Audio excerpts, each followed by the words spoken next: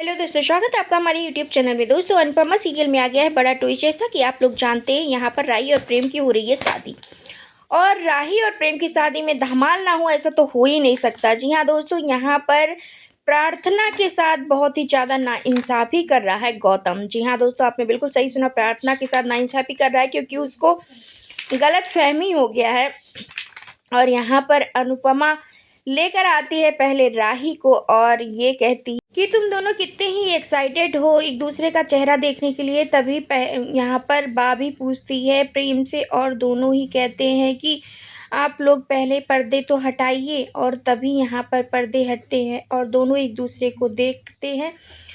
और ये देखने के लिए पहले एक शर्त रखते हैं कि पहले देना पड़ेगा तुम्हें शगुन। और तभी प्रेम कहता है ठीक है, फ़ोन ले आओ, मैं शगुन देता हूँ। शगुन देने जैसे चलता है, पराग आ जाता है और कहता है कि शगुन मैं दूंगा, मैं सबको 1-1 लाख शगुन में देने चाहता हूँ। तभी सभी लोग मना कर देते हैं, कहते हैं कि हमें सिर्फ शगुन चाहिए। और इधर प्रार्थना को टॉर्चर करने के लिए जैसे ही लेकर जाता है गौतम रूम में, क्योंकि उसको शक रहता है प्रार्थना के ऊपर। और प्रार्थना को बहुत ही ज़्यादा वो उसका हाथ मरोड़ देता है और कहता है कि अपनी भाभी का सह पाकर बहुत ही ज़्यादा उछल रही हो ना, मैं तुम्हें बताता हूँ कि क्या होता है। और उसको जैसे ही थप्पड़ मारने चलता है तब तक वहाँ अंश गलती से आ जाता है और कहता है कि गौतम, तुम ऐसे इंसान हो जो कि अपने बीवी पे हाथ उठाते हो। और मैं तो तुम्हें नहीं छोड़ूंगा। और दोनों में जमकर हाथापाई हो जाती है। और तभी इसी हाथापाई के बीच में गौतम एक लात मार देता है जोर से अंश को, जिससे कि अंश नीचे गिरने ही वाला होता है। तभी अनुपमा आ जाती है और अंश को बचा लेती है। और तभी बहुत ही ज़ोर से उसको गुस्सा आती है और कहती है कि आप ये क्या कर रहे हैं। तभी गौतम पहले अनुपमा से झूठ बोलने की कोशिश करता है कि अंश आकर बिना मतलब हम हस्बैंड वाइफ के बीच में बोल रहा है। लेकिन अनुपमा तभी कहती है कि मैं सब जानती हूँ, जब तुम राही के साथ उस दिन बदसलूकी किए थे तभी मुझे पता था सब कुछ। लेकिन राही ने मुझे रोक लिया था, क्योंकि राही को प्रार्थना ने रोक लिया था। और मैं इन दोनों की वजह से चुप थी, क्योंकि मैं नाइंसाफ़ी बर्दाश्त नहीं करती। मैं चुप नहीं रहना चाहती थी, लेकिन इन दोनों की ही वजह से मैं चुप हो गई। और एक ज़ोरदार थप्पड़ जमकर पहले मार देती है गौतम को और कहती है कि शादी ब्याह का घर है ना, तो आतिशबाज़ी तो बनती है। और ज़ोरदार थप्पड़ मारकर उसका कॉलर पकड़कर घसीटते हुए उसको लेकर आती है मंडप में। जी हाँ दोस्तों, मंडप में उसका कॉलर खींचते हुए उसको लेकर आ रही होती है अनुपमा। और पहले तो दोनों में बहुत ही जमकर बातें कहनी होती है। गौतम बहुत ही ज़्यादा धमकियाँ भी दे देता है अनुपमा को, लेकिन अनुपमा कहती है मैं तेरे जैसे छछूंदरों से नहीं डरती हूँ, मैं तेरे जैसे धमकी देने वालों का कुछ भी नहीं समझती। और खींच कर लेकर आती है मंडप में। ये देखते हुए पराग कहता है अनुपमा जी, आपकी हिम्मत कैसे हुई ये सब कुछ करने की मेरी जमाई के साथ। और तभी अनुपमा कहेगी कि ये आप शुक्र मनाइए कि मैं सिर्फ इसको यहाँ पर घसीटते हुए लाई हूँ। मैं तो इसका वो हास्य करना चाहती थी कि जिससे ये ज़िंदगी भर याद रखे कि किसी लड़की पर हाथ नहीं उठाना चाहिए, ज़बरदस्ती नहीं करनी चाहिए, उसको परेशान नहीं करना चाहिए। लेकिन मैं सिर्फ ये सोचकर चुप रह गई कि ये आप लोगों का गुनहगार है, ये प्रार्थना का गुनहगार है। और प्रार्थना, अब तुम बताओ कि क्या सच है क्या नहीं। तभी गौतम ज़ोर-ज़ोर से अपने आप को थप्पड़ मारने लगता है, नाटक करने लगता है, कहता है अब यही सब कुछ देखना बाकी रह गया था। अगर मैं गलत हूँ, मैं राही और प्रार्थना जैसी लड़कियों से, हमेशा इन लोगों से, सुंदर लड़कियों से घिरा रहता हूँ, मैं उन लोगों को नहीं मारता-पीटता हूँ, तो क्या मैं इन लोगों के साथ ही ऐसा कुछ करूँगा?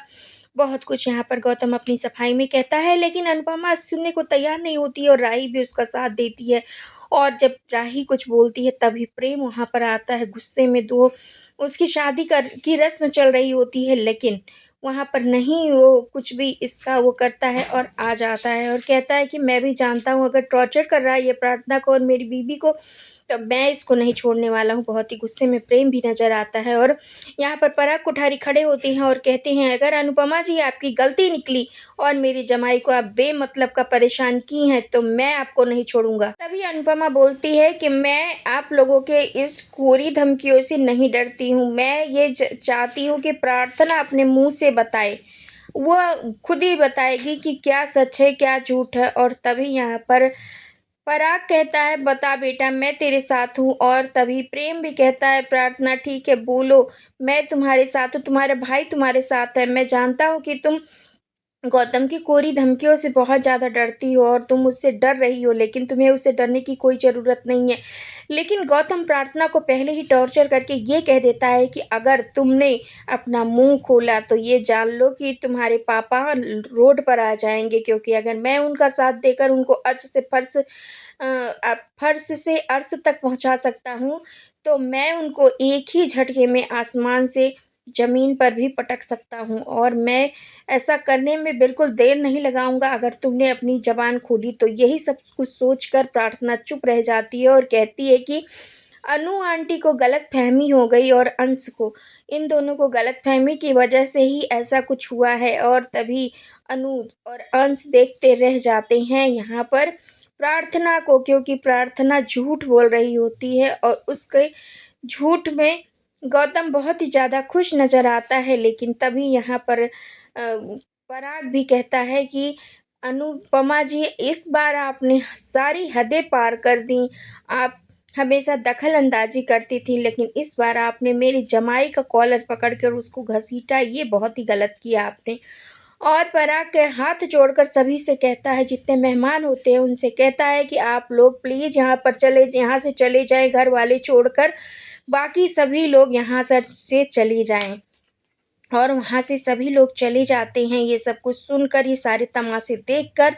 और तभी पराग कहता है अनुपमा जी आपने ये कुछ भी जो कुछ किया है ना, ये बहुत ही गलत कर दिया। अब जो कुछ होगा वो आप देखेंगी। मैं तो आपसे बिल्कुल निस्वार्थ भाव से आया था रिश्ता जोड़ने, लेकिन आपने जो कुछ कर दिया ये बहुत गलत कर दिया। आपने हमारे जमाई के साथ, जमाई को सराखों पे बिठाते हैं ना कि ऐसे घसीटते हैं। और तभी अनुपमा कहती है मुझे कुछ भी इन सारी चीज़ों से फ़र्क नहीं पड़ता है। मैं जब भी किसी भी औरत पर अत्याचार होते हुए देखूंगी तो मैं नहीं चुप बैठूंगी। और अगर मेरा बेटा, मेरा अंश ऐसा कुछ प्रार्थना की इज्जत बचाने की खातिर अगर किया, उसको मार पीट से बचाने के लिए किया, उसको टॉर्चर से बचाने के लिए किया, उसका आत्मसम्मान वापस दिलाने के लिए किया, तो मैं नहीं जानती कि मेरा बेटा गलत है। मैं जानती हूँ मेरा बेटा बहुत सही है।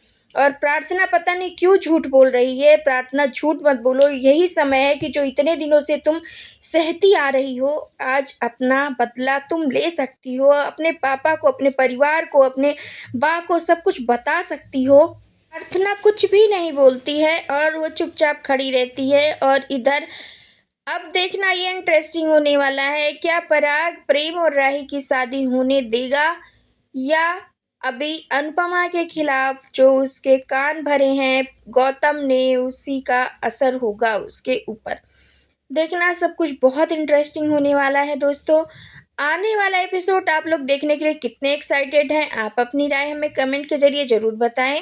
और हमारे चैनल पर नए हैं तो लाइक और शेयर सब्सक्राइब करना, बेल आइकन दबाना बिल्कुल ना भूलें दोस्तों।